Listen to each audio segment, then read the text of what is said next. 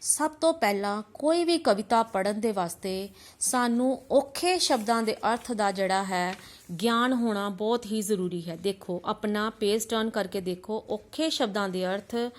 ਅੱਖਾਂ ਦਾ ਤਾਰਾ ਬਹੁਤ ਪਿਆਰਾ, ਭਾਈਚਾਰਾ ਆਪਸੀ ਸਾਂਝ, ਦੁੱਧ ਦੇ ਦਰਿਆ ਵਗਦੇ ਬਹੁਤ ਮਾਤਰਾ ਵਿੱਚ ਦੁੱਧ ਹੋਣਾ, ਪ੍ਰਦੇਸ਼ ਮਤਲਬ ਰਾਜ, ਸੂਬਾ, ਪ੍ਰਾਂਤ, ਕੁਝ ਵੀ ਬੋਲ ਸਕਦੇ ਹੋ ਤਿੰਨਾਂ ਚੋਂ। ਚਰਚਰ ਕਰਦੇ, ਸ਼ੋਰ ਪਾਉਂਦੇ, ਜਗਤ, ਦੁਨੀਆ। ਹਾਂਜੀ ਬੇਟਾ। ਵਸਦਾ ਰਹੇ ਮੇਰਾ ਦੇਸ਼ ਪਿਆਰਾ, ਭਾਰਤ ਮਾਂ ਦੀ ਅੱਖ ਦਾ ਤਾਰਾ। ਜਿਹੜੇ ਵੀ ਮੋਟੇ ਤੌਰ ਤੇ ਜਿਹੜੇ ਤੁਹਾਨੂੰ ਦਿੱਤੇ ਹੋਏ ਆ ਵਰਡ, ਉਹਨਾਂ ਦੇ ਅਰਥ ਤੁਸੀਂ ਪਿੱਛੋਂ ਦੇਖ ਕੇ ਇੱਥੇ ਲਿਖ ਸਕਦੇ ਹੋ। ਠੀਕ ਹੈ। ਵਸਦਾ ਰਹੇ ਮੇਰਾ ਦੇਸ਼ ਪਿਆਰਾ, ਇਸ ਵਿੱਚ ਕਵੀ ਕਹਿੰਦਾ ਹੈ ਕਿ ਮੇਰਾ ਪਿਆਰਾ ਦੇਸ਼ ਭਾਰਤ ਜਿਹੜਾ ਹਮੇਸ਼ਾ ਵਸਦਾ ਰਹੇ। ਮੇਰੀ ਭਾਰਤ ਮਾਂ ਦੀ ਅੱਖ ਦਾ ਤਾਰਾ ਮੇਰਾ ਕੀ ਹੈ? ਦੇਸ਼ ਹੀ ਹੈ। ਵਸਣ ਇਸਦੇ ਮਹਿਲ ਮਨਾਰੇ ਸੋਹਣੇ ਸੋਹਣੇ ਪਿਆਰੇ ਪਿਆਰੇ। ਇਸਦੇ ਮਹਿਲ ਤੇ ਮਨਾਰੇ ਹਮੇਸ਼ਾ ਹੀ ਵਸਦੇ ਰਹਿਣ, ਸੋਹਣੇ ਸੋਹਣੇ ਰਹਿਣ, ਪਿਆਰੇ ਪਿਆਰੇ ਰਹਿਣ। ਵਸੇ ਹਰ ਪ੍ਰਦੇਸ਼ ਪਿਆਰਾ, ਇਸਦਾ ਹਰ ਪ੍ਰਦੇਸ਼, ਹਰ ਸੂਬਾ, ਹਰ ਪ੍ਰਾਂਤ ਇਸਦਾ ਜਿਹੜਾ ਵਸਦਾ ਰਹੇ। ਭਾਰਤ ਮਾਂ ਦੀ ਅੱਖ ਦਾ ਤਾਰਾ। ਵਸਣ ਇਸਦੇ ਬਾਗ ਬਹਾਰਾਂ, ਮੇਰੇ ਦੇਸ਼ ਦੇ ਜਿਹੜੇ ਬਾਗ ਬਹਾਰਾਂ ਵੀ ਵਸਦੀਆਂ ਰਹਿਣ।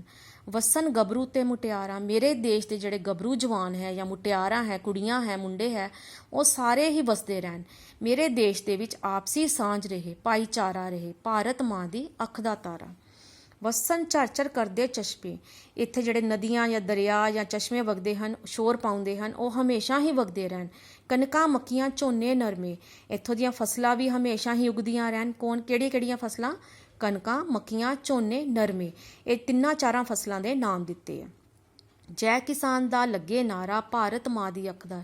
ਜੈ ਕਿਸਾਨ ਦਾ ਨਾਰਾ ਕਿਉਂ ਲੱਗੇ? ਕਿਉਂਕਿ ਭਾਰਤ ਦੇਸ਼ ਦੇ ਵਿੱਚ ਪੰਜਾਬ ਹੀ ਇੱਕ ਇਹੋ ਜਿਹਾ ਸੂਬਾ ਜਿੱਥੇ ਕਿਸਾਨ ਕੀ ਕਰਦਾ? ਫਸਲ ਉਗਾਉਂਦਾ, ਜਿੱਥੇ ਕਿਸਾਨ ਜਿਹੜਾ ਆਪਣੀ ਫਸਲ ਤੋਂ, ਆਪਣੇ ਕਿੱਤੇ ਤੋਂ ਜਾਣਿਆ ਜਾਂਦਾ। ਇਸ ਲਈ ਉੱਥੇ ਜੈ ਕਿਸਾਨ ਦਾ ਨਾਰਾ ਲੱਗਦਾ ਹੈ।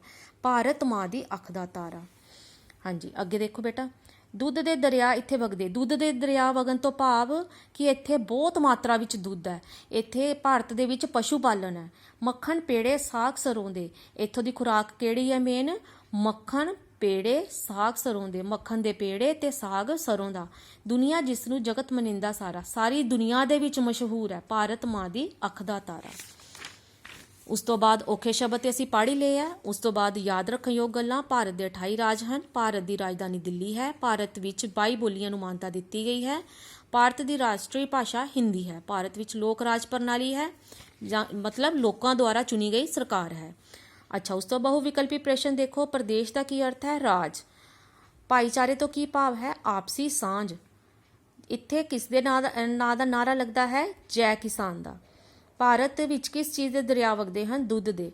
ਸਾਰੀ ਦੁਨੀਆ ਵਿੱਚ ਕਿਸ ਚੀਜ਼ ਨੂੰ ਮਨਾਉਂਦੀ ਹੈ? ਸਰੋਂ ਦਾ ਸਾਗ ਤੇ ਮੱਖਣ ਦੇ ਪੇੜੇ ਵਾਸਤੇ।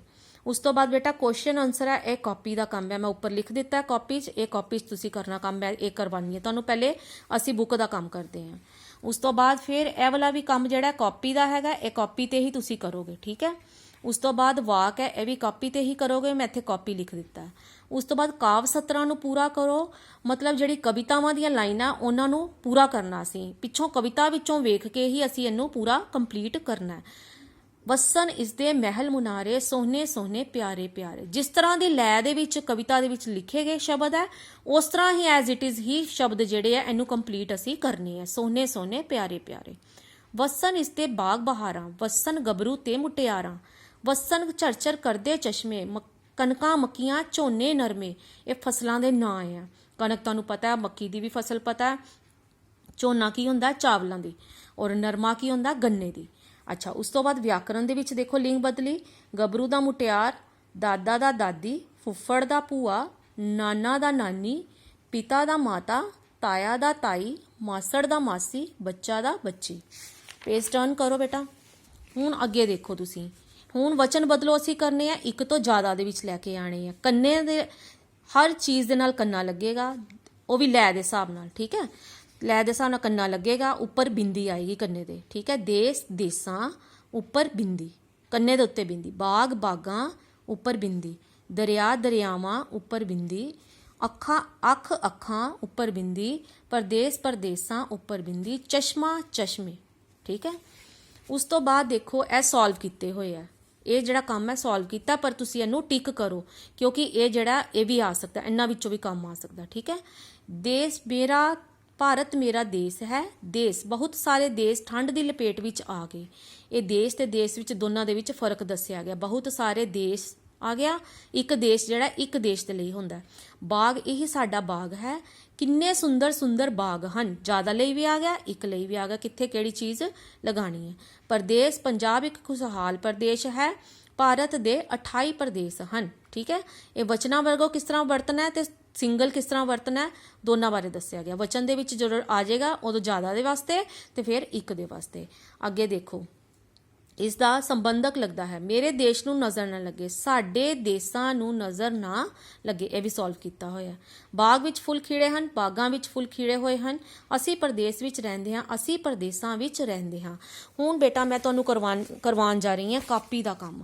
ਹੁਣ ਦੇਖੋ, ਤੁਸੀਂ ਸਭ ਤੋਂ ਪਹਿਲੇ ਤੁਸੀਂ ਕਰੋਗੇ ਵਾਕ ਕਰੋਗੇ। ਠੀਕ ਹੈ। ਵਾਕ ਦਿਓ। ਅੱਖ ਦਾ ਤਾਰਾ, ਸਾਡਾ ਦੇਸ਼ ਸਾਡੀ ਅੱਖ ਦਾ ਤਾਰਾ ਹੈ। ਪ੍ਰਦੇਸ਼, ਅਸੀਂ ਪੰਜਾਬ ਪ੍ਰਦੇਸ਼ ਵਿੱਚ ਰਹਿੰਦੇ ਹਾਂ। ਬਾਗ ਬਹਾਰਾਂ, ਮੇਰੇ ਦੇਸ਼ ਵਿੱਚ ਬਾਗ ਬਹਾਰਾਂ ਰਹਿਣ। ਭਾਈਚਾਰਾ, ਮੇਰੇ ਦੇਸ਼ ਵਿੱਚ ਭਾਈਚਾਰਾ ਹਮੇਸ਼ਾ ਬਣਿਆ ਰਹੇ। ਨਾਰਾ, ਮੇਰੇ ਦੇਸ਼ ਵਿੱਚ ਜੈ ਕਿਸਾਨ ਦਾ ਨਾਰਾ ਲੱਗਦਾ ਹੈ। ਉਸ ਤੋਂ ਬਾਅਦ ਅਗਲਾ ਦੇਖੋ, ਜਗਤ, ਇਹ ਜਗਤ ਬਹੁਤ ਸੁੰਦਰ ਹੈ। ਠੀਕ ਹੈ। ਇਹ ਤੁਹਾਡੇ ਵਾਕ ਕੰਪਲੀਟ ਹੋ ਗਏ। ਉਸ ਤੋਂ ਬਾਅਦ ਅਸੀਂ ਕੁਐਸਚਨਸ ਆਨਸਰ ਤੇ ਆਨੇ ਆ। ਦੇਖੋ, ਪਾਰਟ 1 ਦਾ ਪਹਿਲਾ ਕੁਐਸਚਨ ਹੈ, ਕਵੀ ਭਾਰਤ ਦੇਸ਼ ਨੂੰ ਅਸੀਸ ਦਿੰਦਾ ਹੋਇਆ ਕੀ ਆਖਦਾ ਹੈ।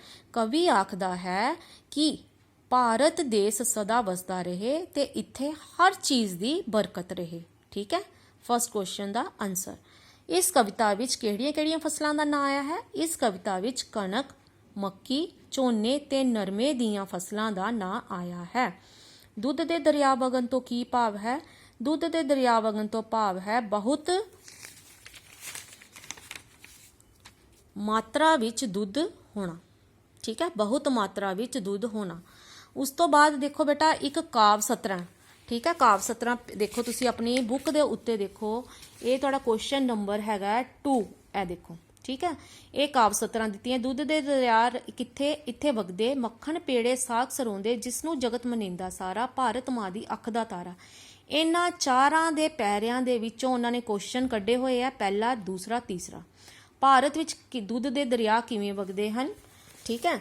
ਇਹ ਤੁਸੀਂ ਇਸ ਹਿਸਾਬ ਨਾਲ ਕਰਨਾ ਕੰਮ। ਦੇਖੋ, ਇਸ ਤਰ੍ਹਾਂ ਲਿਖਣਾ, ਹੇਠ ਦਿੱਤੇ ਕਾਵਿ ਟੋਟੇ ਦੇ ਪ੍ਰਸ਼ਨ ਉੱਤਰ। ਪਹਿਲਾ ਕੁਐਸਚਨ, ਦੁੱਧ ਦੇ ਦਰਿਆ ਅੱਖ ਦਾ ਤਾਰਾ, ਜਿਸ ਤਰ੍ਹਾਂ ਵੀ ਤੁਸੀਂ ਉਹ ਪਹਿਲੇ ਲਾਈਨ ਸਟੈਂਜਾ ਉਸ ਤਰ੍ਹਾਂ ਹੀ ਲਿਖ ਕੇ ਫਿਰ ਉਹਨੂੰ ਡੈਸ਼ ਡੈਸ਼ ਪਾ ਕੇ ਲਾਸਟ ਵਰਡ ਲਿਖ ਕੇ, ਭਾਰਤ ਵਿੱਚ ਦੁੱਧ ਦੇ ਦਰਿਆ ਕਿਵੇਂ ਵਗਦੇ ਹਨ।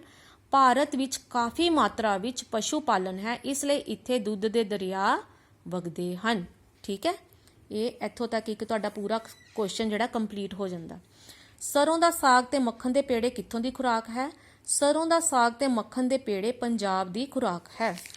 ਉਸ ਤੋਂ ਬਾਅਦ ਦੇਖੋ, ਜਗਤ ਮਨਿੰਦਾ ਸਾਰਾਂ ਤੋਂ ਕੀ ਭਾਵ ਹੈ। ਜਗਤ ਮਨਿੰਦਾ ਸਾਰਾਂ ਤੋਂ ਭਾਵ ਹੈ ਕਿ ਭਾਰਤ ਦੀ ਖੁਸ਼ਹਾਲੀ ਨੂੰ ਸਾਰਾ ਸੰਸਾਰ ਮੰਨਦਾ ਹੈ। ਠੀਕ ਹੈ। ਇਹ ਤੁਹਾਡੇ ਕੁਐਸਚਨ ਹੋ ਗਏ ਸਾਰੇ, ਔਰ ਇਹ ਤੁਹਾਡਾ ਅੱਜ ਦਾ ਲੈਸਨ ਕੰਪਲੀਟ ਹੋ ਗਿਆ। ਬੇਟਾ ਸਾਰਾ ਕੰਮ ਜਿਹੜਾ ਤੁਸੀਂ ਆਪਣੀ ਕਾਪੀ ਦੇ ਉੱਤੇ, ਇਹ ਜਿਹੜਾ ਵੀ ਮੈਂ ਤੁਹਾਨੂੰ ਬੋਲਿਆ ਕਿ ਕਾਪੀ ਤੇ ਕੀ ਕੀ ਕਰਨਾ, ਇੱਕ ਤੇ ਕੁਐਸਚਨ ਆਨਸਰ ਕਰਨੇ ਆ, ਇੱਕ ਤੁਸੀਂ ਜਿਹੜੇ ਕਾਵ ਸਤਰਾਂ ਦੇ ਕੁਐਸਚਨ ਆਨਸਰ ਕਰਨੇ ਆ, ਔਰ ਇੱਕ ਵਾਕ ਕਰਨਾ। ਬਾਕੀ ਸਾਰਾ ਕੰਮ ਬੁੱਕ ਦੇ ਵਿੱਚ ਹੈ, ਔਰ ਹਰ ਕੰਮ ਬੜਾ ਹੀ ਧਿਆਨ ਦੇ ਨਾਲ ਕਰਨਾ ਹੈ, ਔਰ ਸੋਚ ਸਮਝ ਕੇ ਹੀ ਕਰਨਾ ਹੈ। ਓਕੇ।